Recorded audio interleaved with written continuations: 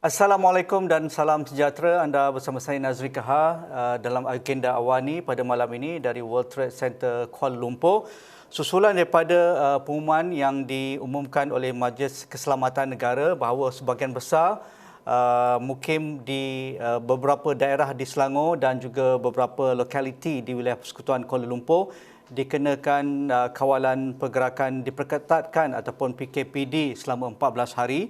Jadi ini merupakan langkah susulan dari pengesanan yang dilakukan oleh Kementerian Kesihatan Malaysia yang menjangkakan bahawa trend jangkitan COVID-19 yang semakin tinggi di Selangor dan juga di wilayah Persekutuan, dan ini menyebabkan Majlis Keselamatan Negara MKN membuat keputusan untuk memperketatkan PKP ataupun MCO di lokaliti ataupun mukim yang terlibat. Jadi untuk di Kuala Lumpur, wilayah Persekutuan dan Putrajaya, beberapa lokaliti, saya rasa menghampiri lebih daripada 14 lokaliti sekarang dikenakan perintah kawalan diperketatkan ataupun perintah pergerakan diperketatkan PKPD.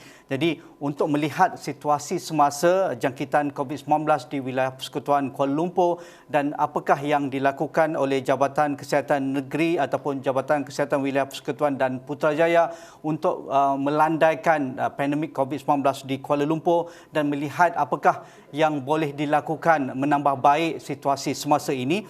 Jadi di talian melalui Skype pada malam ini saya bersama dengan Dr. Ros, iaitu Dr. Rosvinder Singh, pakar perubatan kesihatan awam, Ketua Cawangan Surveillance Negeri Jabatan Kesihatan Wilayah Kuala Lumpur dan juga Putrajaya. Selamat petang Dr. Ros, apa khabar? Ya, selamat petang Cik Nazri. Khabar baik. Khabar baik juga. Terima kasih kerana sudi bersama kami di agenda awani pada malam ini, Dr. Ros.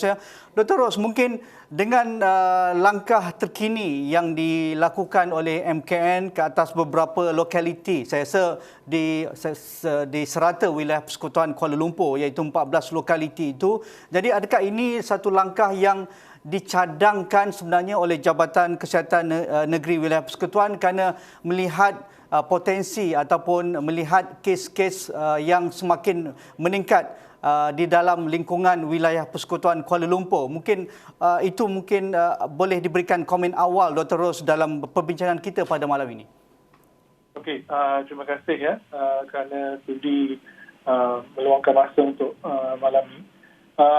Pertamanya untuk menjawab soalan itu, secara rutinnya pihak Jabatan Kesihatan Wilayah Persekutuan Kuala Lumpur dan Putrajaya bersama juga dengan pejabat-pejabat kesihatan daerah di KL ni sentiasa menjalankan penilaian risiko di lapangan. So di mana setiap lokaliti atau setiap tempat di KL ni yang mencatatkan kes-kes, sejumlah kes yang kita follow up ya dalam tempoh masa 2 minggu. Yang ini secara harian kami di Jabatan Kesihatan kita update listing kami, dan dari situ kita dapat kenal pasti di mana lokaliti-lokaliti yang menunjukkan pertambahan kes dalam tempoh beberapa masa tersebut. Dan lokaliti-lokaliti ini kemudian bukan sahaja sekarang ya Najib, secara rutin ya sejak awal bulan Mei dan juga beberapa kali tahun lepas, pihak Jabatan Kesihatan Wilayah Persekutuan telah mencadangkan kepada pihak MKN Negeri untuk beberapa lokaliti dijalankan perintah kawalan pergerakan diperketatkan, iaitu EMCO lah ya. Ini sejajar dengan strategi kita untuk mengawal penularan wabak dan kes di lokaliti. Seperti kita tahu, KL ni kepadatan penduduk dia amat tinggi ya. So adalah wajar tindakan-tindakan ini diambil supaya kita dapat mengekang wabak COVID ini menular di kawasan sekitar daripada lokaliti yang berisiko itu. Dari pemerhatian surveillance kesihatan awam Jabatan Kesihatan Wilayah Persekutuan dan Putrajaya, beberapa daerah di wilayah Persekutuan ini memang menjadi tumpuan kerana kepadatan dan juga tumpuan aktiviti komersial dan ekonomi di daerah ini. Jadi mungkin Dr. Ros nak jelaskan daerah mana yang sentiasa sejak setahun lalu hingga hari ini menjadi tumpuan kebolehjangkitan yang tinggi di wilayah Persekutuan Kuala Lumpur. Okey, kalau kita lihat Kuala Lumpur ini dibahagikan kepada 5 daerah, iaitu 4 daerah di wilayah Persatuan Kuala Lumpur dan 1 di Putrajaya. So di wilayah Persatuan Kuala Lumpur adalah menjadi penumpuan kes-kes dalam sejak bermulanya pandemik ini. Tetapi Kuala Lumpur sebelum ni pada bulan September dan awal bulan September tahun lepas kami berjaya melandaikan lekuk dan mendapati pada masa itu Kuala Lumpur hampir kosong kes, hampir kosong kes untuk setiap ya. So selepas itu apabila peningkatan kes berlaku, kita nampak daerah-daerah kepadatan tinggi penduduk iaitu terutamanya Lembah Pantai, Titiwangsa dan Kepong mencatatkan kes-kes yang tinggi. Dan ini juga di kes-kes di sini juga sentiasa disumbang oleh kluster-kluster yang berlaku di kawasan-kawasan tapak bina dan juga di kalangan bukan warga negara. Dan kita tahu salah satu puncanya adalah kepadatan cara tempat tinggal mereka menyebabkan sekiranya ada satu positif di dalam satu rumah tersebut, barangkali selepas pemeriksaan lanjut kami household tu pun akan ada positif lah yang lain. So ini menunjukkan kepadatan penduduk juga adalah satu faktor utama lah kenapa berlakunya peningkatan kes-kes di 3 daerah yang saya sebut tadi. Untuk memahami lebih lanjut dari pemerhatian kami dari angka-angka lokaliti yang terlibat dengan PKPD yang terkini ini, kebanyakannya melibatkan kampung tradisional seperti Kampung Padang Balang dan juga kawasan-kawasan flat kos rendah di sekitar Kuala Lumpur. Tetapi Dr. Ros mengatakan tadi ia juga ada kaitan dengan kawasan yang berkepadatan tinggi dan juga kawasan aktiviti tapak bina. Jadi mengapa tidak tersenarai kawasan-kawasan tapak bina yang ada kaitan dengan kluster-kluster yang menyumbang keboleh jangkitan tinggi? Kalau di Selangor itu apabila dikenakan PKPD mukim itu terlibat sama kawasan perkilangan tapak bina dan tidak boleh dijalankan aktiviti ketika PKPD sekarang untuk memastikan 2 minggu ini lengkok dapat dilandaikan. Jadi mungkin Dr. Ros nak komen di mana signifikan PKPD di kawasan flat dan kawasan kampung tradisional ini dan juga sumbang oleh pekerja-pekerja di kawasan tapak bina ataupun kawasan komersial. Okey, jika dilihat memang apabila dikenakan apabila dikenakan PKP yang terbaru, tapak-tapak bina ini tidak dibenarkan beroperasi. Dan sekiranya ada kes di dalam tapak bina, pihak Kementerian Kesihatan, terutamanya pihak Jabatan Kesihatan Wilayah dan juga PKD akan mengambil langkah yang pantas, iaitu pengasingan kes-kes di kawasan tapak bina tersebut dimasukkan ke pusat kuarantin risiko rendah, sama ada PKRC swasta ataupun PKRC awam, dan juga kes-kes kontak rapat selalunya diasingkan di beberapa hotel-hotel yang dikenal pasti dan diwartakan sebagai pusat kuarantin. So oleh kerana itu selalunya sekiranya ada kes di dalam tapak bina di Kuala Lumpur ini, tapak bina itu akan atau tempat tinggal mereka akan segera dikosongkan. So menjadi mereka sebenarnya berada di kawasan yang selalunya terasing daripada penduduk-penduduk atau komuniti-komuniti lain berbanding dengan kepadatan dan juga penduduk-penduduk yang tertumpu di kawasan perumahan awam dan juga perumahan rakyat, serta juga kawasan-kawasan kampung tradisi di mana kita tahu aktiviti-aktiviti di sana dan juga kepadatan penduduk boleh menyebabkan penularan yang berlaku di dalam kawasan itu. So oleh kerana itu beberapa kawasan ini dan juga inisiatif kami untuk membuat PKPD bersasar di kawasan lokaliti yang mencatatkan kes-kes itu sahaja diambil. So maksudnya kedua-dua tempat yang disebut tadi itu akan lebih kurang mendapat tindakan tindakan yang sama di mana di tapak bina ia segera diasingkan dan pekerja-pekerja di sana diasingkan mengikut kategori yang saya sebut tadi itulah. Dari pemerhatian setahun yang lalu oleh Jabatan Kesihatan Wilayah Persekutuan dan pastinya Dr. Ros mengikuti rapat kerana ini ruang kesihatan awam atau surveillance kesihatan awam, adakah tapak bina dan juga asrama pekerja asing ini mencapai piawaian yang dimahukan oleh Jabatan Kesihatan Wilayah Persekutuan sejak dahulu hinggalah sekarang untuk memastikan ia bukan menjadi satu kluster jangkitan yang aktif di setiap kali ada kata pun jangkitan baru yang dilaporkan kepada Jabatan Kesihatan Wilayah Persekutuan, Dr. Ros? Okey, melalui perbincangan dan juga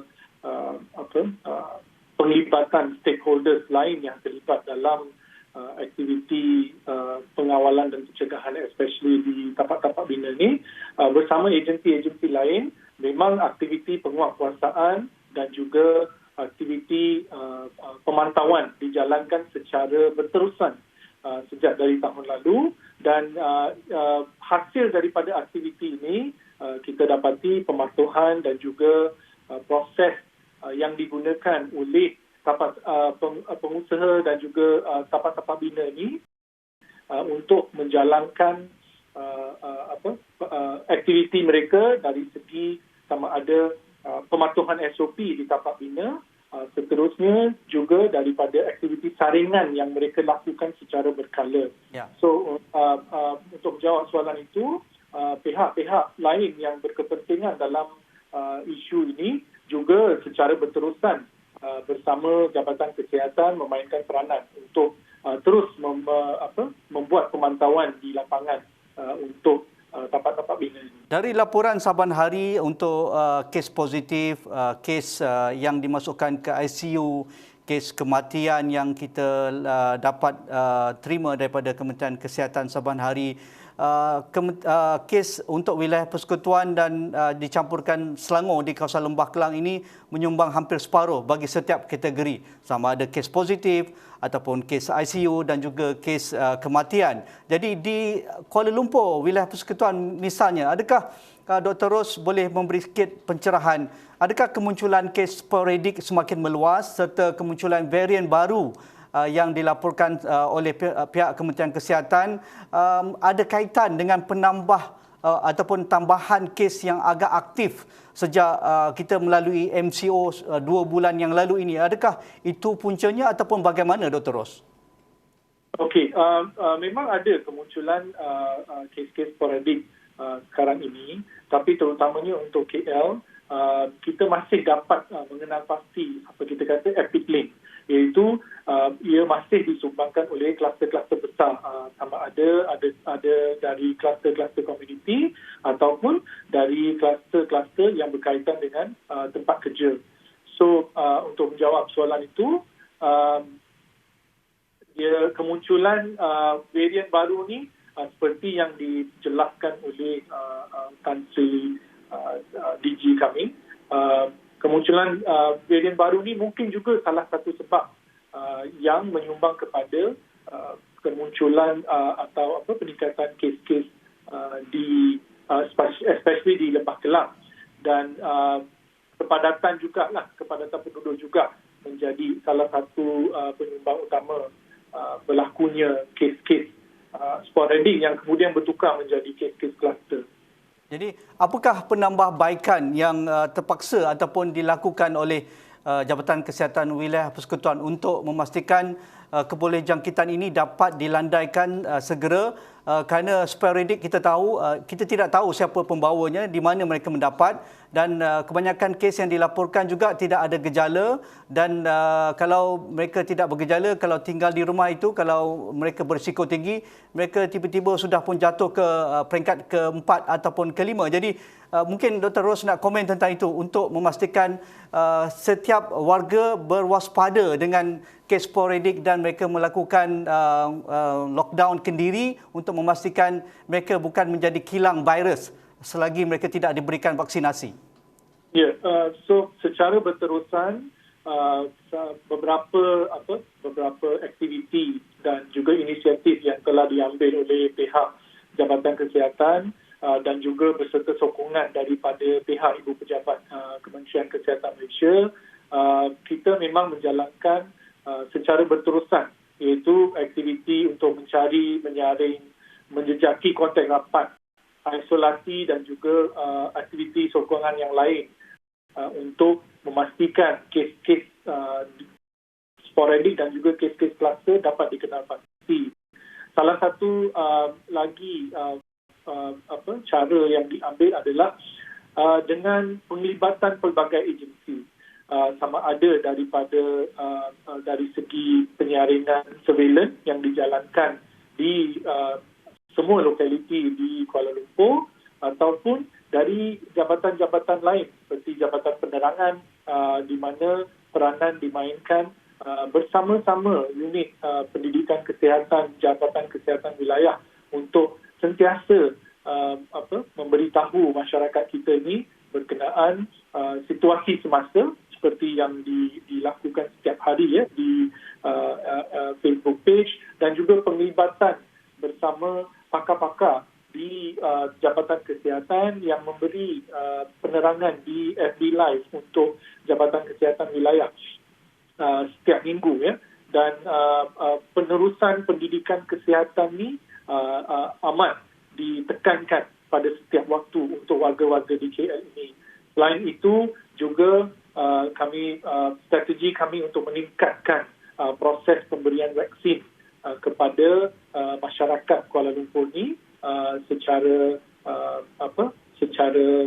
besar-besaran, dan juga menerusi channel-channel yang kita ada lah semasa sekarang ini.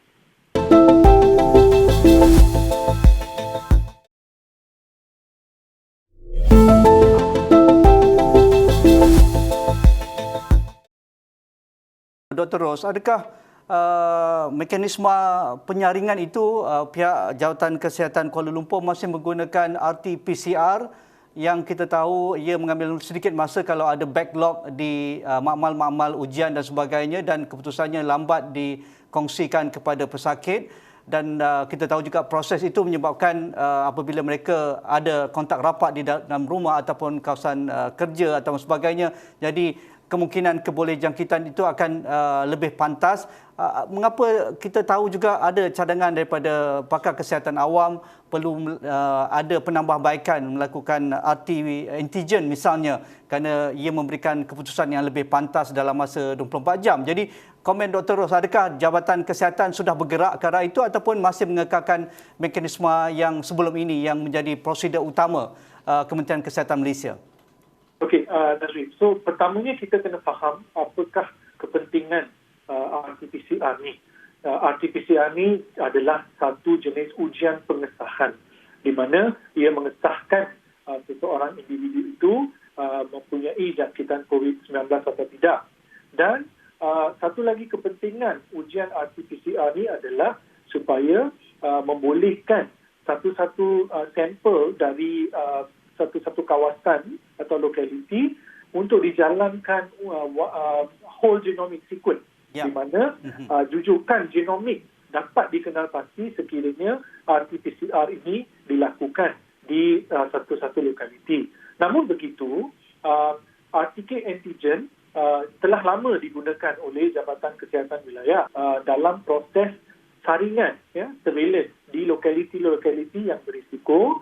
Ini kita buat sebab dia mempercepatkan proses kami dalam membuat pengasingan kes positif serta saringan kontak rapat.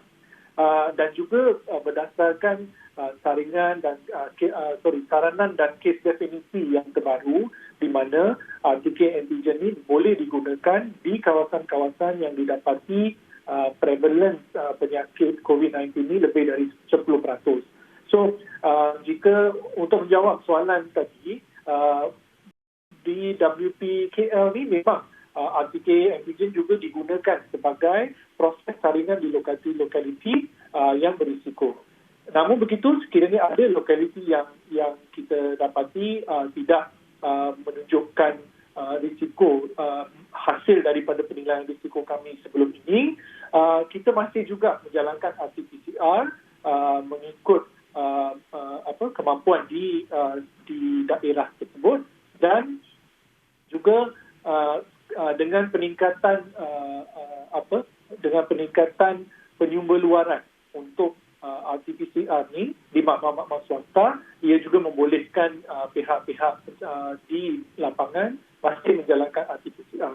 Namun begitu, RT-antigen masih digunakan sebagai ujian saringan di lokaliti berisiko, dan juga ujian saringan yang digunakan dengan agensi-agensi lain yang membantu Jabatan Kesihatan, seperti inisiatif dari Kementerian Wilayah Persekutuan dan juga Dewan Bandaraya Kuala Lumpur untuk menjalankan ujian RTK di lokasi-lokaliti lain dalam membantu pihak Jabatan Kesihatan untuk mendapatkan gambaran berkenaan penularan, sejauh mana penularan di kawasan-kawasan lain selain yang dikenal pasti oleh pihak jabatan. Dr. Ros, mungkin Dr. Ros nak bagi sedikit pencerahan bagaimana proses jejak kontak ataupun kontak tracing dilakukan oleh Jabatan Kesihatan Kuala Lumpur untuk memastikan ia dapat dilakukan dengan pantas dan juga segera, dalam masa yang sama proses isolasi ataupun pengasingan dapat dilakukan. Jadi kita sedia maklum sekarang petugas di Barisan Hadapan sudah berada di tahap yang maksima kerana kita sudah melangkaui lebih setahun setengah sekarang, dan pastinya mereka dalam keadaan burn out sekarang, tetapi kita masih menghargai pengorbanan dan juga kerja-kerja mereka di lapangan. Tetapi bagaimana Dr. Ros boleh jelaskan, adakah penjajakan kontak ini masih dilakukan secara manual, iaitu menggunakan petugas menggunakan telefon untuk menghubungi mereka yang dikesan COVID-19 ataupun kontak rapat dan sebagainya, sedangkan kita tahu aplikasi MySejahtera itu sebenarnya sudah pun diperkasakan untuk memastikan setiap mereka yang ada kaitan dengan kes positif itu dapat dirujuk dengan pantas dan dilakukan isolasi dengan segera. Jadi komen Dr. Ros tentang itu. Okey, Azri. So di dalam aspek ini dia ada dua aspek lah. Pertamanya adalah aspek daripada jejak kontak rapat yang dijalankan oleh petugas KPM. Keduanya adalah aspek pemahaman kendiri oleh masyarakat mengenai apa maksudnya kontak rapat dan apa maksudnya kontak casual. Dan apa perlu dilakukan oleh mereka sekiranya bertukar status di dalam MySejahtera MySejahtera mereka lah. Sudah tentu beban kerja memang bertambah apabila ada peningkatan kes-kes di sesuatu kawasan, terutamanya di KL. Namun proses pengesaran kes serta kontak rapat ni dia adalah rutin. Dia dikatakan adalah bread and butter of kita kata penyakit berjangkit. Dia harus dilakukan supaya kita dapat mengekang penularan COVID-19 ni di sesuatu lokaliti ataupun di kawasan yang ada kes, right? Namun memang pelbagai inisiatif dan pembaruan kita lakukan di peringkat kesihatan, Jabatan Kesihatan dan juga daerah, dan dia mendapat juga sokongan dari ibu pejabat, either dalam bentuk sumber manusia dan juga bekalan lah, bergantung pada keadaan semasa di lapangan kita. Dan jejak kontak ni kita masih jalankan seperti yang disebut tadi dengan menghubungi kes positif tersebut, dan juga penggunaan aplikasi MySejahtera oleh pihak daerah dalam melakukan penjejakan kontak rapat ni melalui modul kontak rapat juga dijalankan. So ini adalah kerana mungkin sekarang pada waktu PKP ini di mana kebanyakan tidak bekerja atau tidak bersekolah dan duduk di rumah, pengesanan kontak ini adalah lebih mudah kerana mereka yang terdedah kebanyakannya adalah household, mereka duduk di rumah yang sama. Namun pada waktu sebelum ini pihak daerah terutamanya di KL mendapati bahawa jejak kontak harus selari. Dia harus selari dengan aplikasi MySejahtera dan juga dengan penemu bual. So apabila kita menjejaki satu kes positif, kita akan mengenal pasti kontak rapat ini berdasarkan dengan maklumat yang diberikan oleh kes tersebut. Kita siasat kes tersebut dan memberi temujanji untuk datang secepat mungkin ke COVID Assessment Center di semua daerah di Kuala Lumpur ini. Dan di Assessment Center itulah pihak kesihatan awam mengambil peluang untuk nombor satu adalah untuk melihat pesakit tersebut, melihat keadaan dan keperluan pada waktu tersebut dan juga mendapatkan details yang lebih lanjut. Dan pada masa yang sama, kita juga nak tengok semula aplikasi MySejahtera kerana ia membantu untuk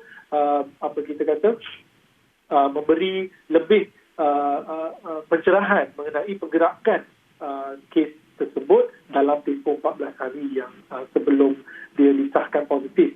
So untuk jawab soalan itu memang jejak kontak masih dijalankan dengan menggunakan dua-dua cara. Ya. Terima kasih Dr. Rosvinder Singh atas masa yang diberikan dan penjelasan berkaitan dengan situasi COVID-19 di wilayah persekutuan yang terkini. Terima kasih Dr. Ros sekali lagi. Itu tadi temu bual saya bersama Dr. Rosvinder Singh, pakar perubatan kesihatan awam, Ketua Cawangan Sembilan Negeri bagi Jabatan Kesihatan Wilayah Kuala Lumpur dan juga Putrajaya. Sekian agenda awani pada malam ini. Assalamualaikum. Kita jumpa lagi. Terima kasih.